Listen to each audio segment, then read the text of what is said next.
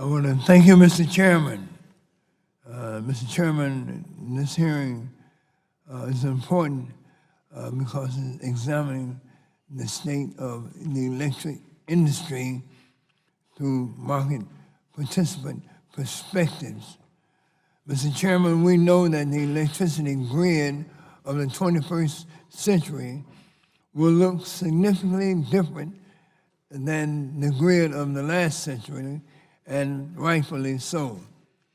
Even as the Trump administration attempts to weaken federal environmental regulations and Congress fails to act in any meaningful way to address climate change, we see businesses, municipalities, states, and individual consumers step up their own campaigns to address this critical issue.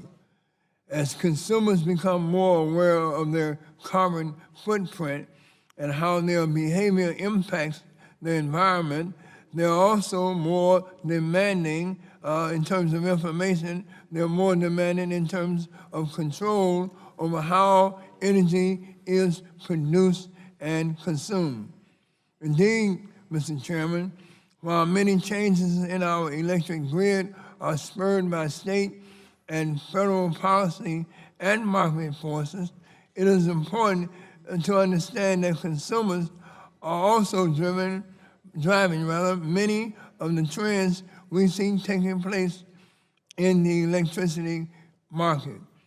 From an increase in smart meters, such as the ones being installed throughout my home city of Chicago, to smarter appliances, consumers want the tools to more responsibly use energy, both as a way to save money and as a way to save the environment.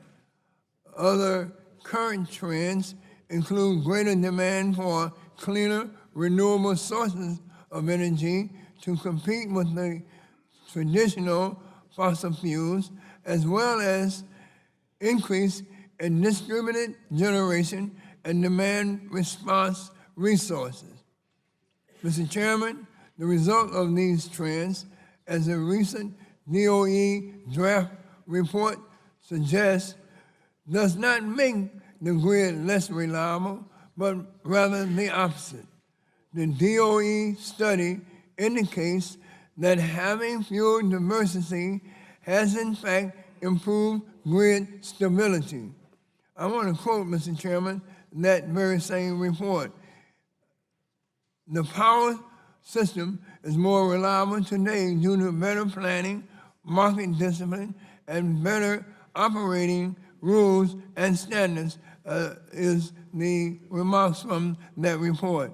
Mr. Chairman, with the federal government abdicating its responsibility in enacting comprehensive energy policy that addresses one of the world's most pressing challenges, it is even more vital that we provide the resources and guidance for states to take more of a prominent role in advancing smart and sustainable energy policies.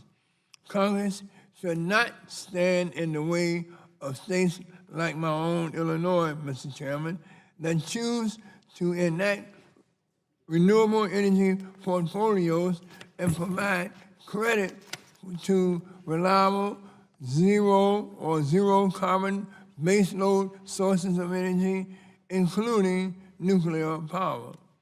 But rather, Congress should ensure that FERC has the necessary mechanism to meet the challenges and take advantage of the opportunities found in today's electric grid.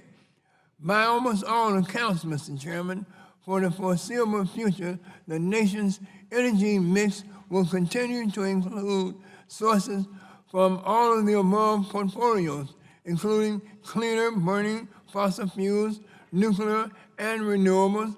So, Mr. Chairman, we must make sure that regulators have the tools, have the authority that they need to effectively and efficiently manage this portfolio.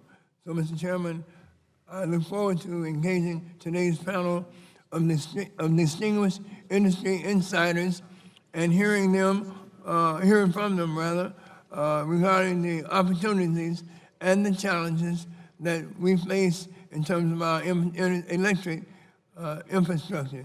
I want to thank you, Mr. Chairman. With that, I yield back.